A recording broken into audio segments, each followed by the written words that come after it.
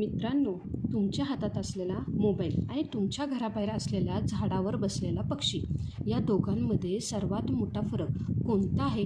Mobile आपण charge करतो पण तो स्वतःहून वाढत नाही, पण तो पक्षी मात्र दाणे टिपतो आणि आकाशात भरारी घेतो. असं का होतं? कोण हालचाल करतं आणि कोण एकाच जागी बसून राहतो?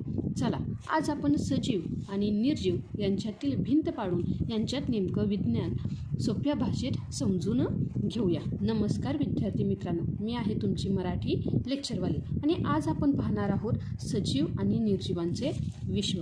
तर विद्यार्थी मित्रांनो, सजीव म्हणजेच काय?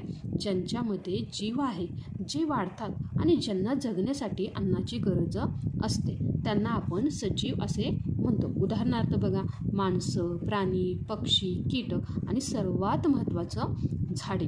बऱ्याच मुलांना वाटतं झाडं हलत नाहीत म्हणजे ती सजीव नाहीत, पण ती सजीव आहेत कारण त्यांची काय होते रे?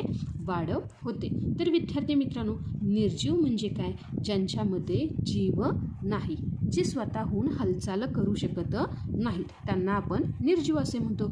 उदाहरणार्थ दगड, माती, तुमचं दप्तर, पेन, खुर्ची किंवा तुमचं आवडतं खेळणं जसं की कार. तर विद्यार्थी मित्रांनो बघा, हे जे काही सजीव काय आहे बघा, सजीव आणि निर्जीव हे कसे ओळखायचे? तर विद्यार्थी मित्रांनो, हे काय आहेत बघा, इथे आहे सजीव आणि इकडे काय आहे? निर्जीव. तर विद्यार्थी मित्रांनो, सजीवांची काय होते रे? वाढ होते. काय होते बघा, मी काय सांगितलं? सजीवांची होते वाढ. सजीवांचं वैशिष्ट्य आहे सजीवांची वाढ होते. म्हणजे लहान बाळ मोठं होतं, रोपट्याचं झाड होतं. पण जे काही निर्जीव वस्तू आहेत, दगड किंवा पेन, कधीच स्वतःहून मोठे होत नाही. म्हणजे निर्जीव वस्तूला वाढ नसते. सजीव काय करतात रे? वाढ असते. हे सजीवांचं वैशिष्ट्य. लक्षात आलं का? निर्जीवांना वाढ नसते.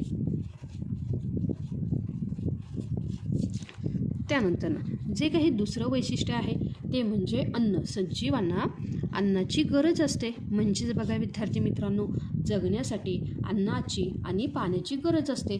पण जे काही निर्जीव वस्तू आहेत, म्हणजे टेबलाला कधी भूक लागलेली पाहिले का तुम्ही?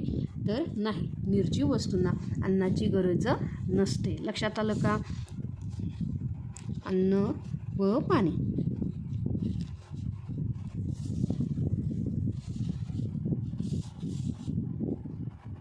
ह्याची गरज नसते. लक्षात आलं का? ही सजीवांची वैशिष्ट्ये. त्यानंतर जे काही तिसरं आहे काय आहे बघा, की सजीवांचं जे तिसरं वैशिष्ट्य आहे ते आहे श्वसन. म्हणजेच काय करतो रे? सजीव जगण्यासाठी काय करतो रे? श्वास घेतो. आपण ऑक्सिजन घेतो आणि झाडे कार्बन डायऑक्साईड घेतात. काय सांगितलं बघा, जे काही सजीव आहेत ते काय करतात रे? ऑक्सिजन घेतो आणि झाडे काय करतात रे? कार्बन डायऑक्साईड घेतात. पण ज्या काही निर्जीव वस्तू आहेत त्यांना श्वास घेण्याची गरज नसते. लक्षात आलं का?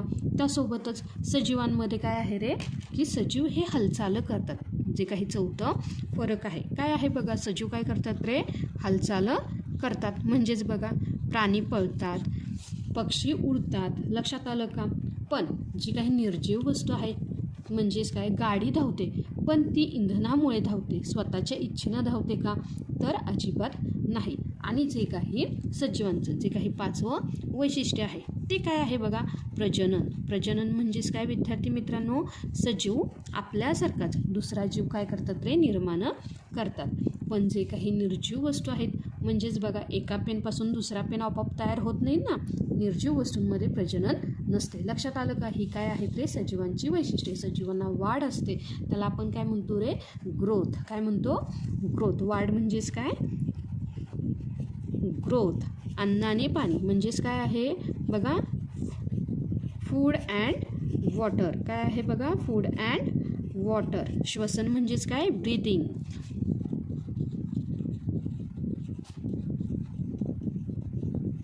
हालचाल म्हणजेच काय? मूवमेंट. त्यासोबत प्रजनन म्हणजेच काय विद्यार्थी मित्रांनो? रिप्रोडक्शन. काय आहे बघा? रिप्रोडक्शन. तर विद्यार्थी मित्रांनो बघा, सायकल चालवण्यासाठी तुम्हाला काय करावे लागतात रे? पाय मारावे लागतात. ती स्वतःहून पुढे जात नाही. म्हणजे सायकल काय आहे रे? निर्जीव. पण तुमचा जो काही कुत्रा तुम्हाला पाहताच काय करतो रे? शेपटी हलवत तुमच्याकडे येतो. म्हणजे कुत्रा काय झाला विद्यार्थी मित्रांनो? त्यानं काय केली रे? हालचाल केली. म्हणजे तो काय झाला रे? सजीव. लक्षात आलं का? तर विद्यार्थी मित्रांनो, निसर्गात जर एखादी वस्तू स्वतःहून वाढत असेल, श्वास घेत असेल, तर त्या रिकाम्या जागी डोळे झाकून सजीव हे उत्तर लिहायचं. लक्षात आलं का? तर मित्रांनो बघा, झाडं आपल्याला इकडून तिकडून पळताना दिसतात का रे? नाही. पण ती सूर्याच्या दिशेने झुकतात. म्हणजे त्यांची ती हालचाल आहे. जमिनीतून पाणी शोषतात. म्हणजेच काय? अन्न व पाणी घेतात. आणि वर्षानुवर्षे काय होतात रे? त्यांची वाढ होते. म्हणून जे काही सर्वात महत्त्वाचं जे काही उदाहरण आहे सजीवाचं ते काय आहे बघा? झाड हे काय आहेत रे? सर्वात महत्त्वाचे सजीव आहेत. तर विद्यार्थी मित्रांनो, आज आपण काय शिकलो? सजीव होण्यासाठी वाढ, श्वसन आणि अन्नाची गरज असते. आता तुमच्यासाठी एक छोटासा गृहपाठ. तुमच्या घरातल्या अशा 5 गोष्टींची नावे कमेंटमध्ये सांगा ज्या निर्जीव आहेत.